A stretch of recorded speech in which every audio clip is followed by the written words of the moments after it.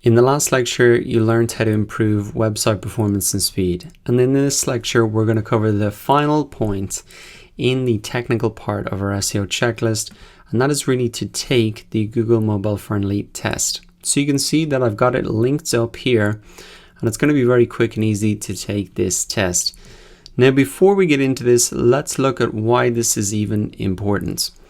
Well, your site should really deliver a great user experience across all devices.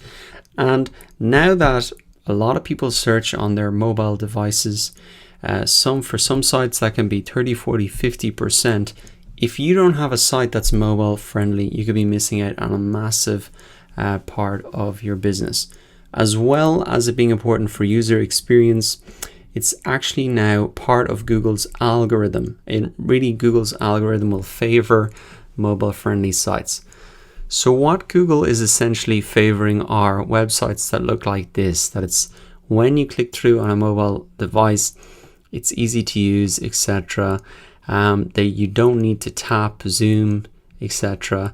and have an experience like this, because ultimately Google wants its users to have a great experience. And if Google is sending people to websites like this, then it's going to be a bad experience for users. So that is why Google is putting pressure on website owners to have mobile friendly sites, because all around it just delivers a better experience for people.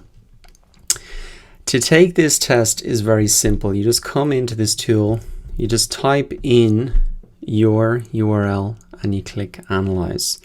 Only going to take a couple of seconds to process, and essentially we're going to get a green or red light to show if we've got a mobile friendly site. So I've got the green light here, it's all good, I've passed the test, and essentially you should really do the same, because you definitely want to get this fixed before you even go on to try to create content, etc., because a lot of people won't be able to access it easily, and you're going to get a lot of people leaving your website.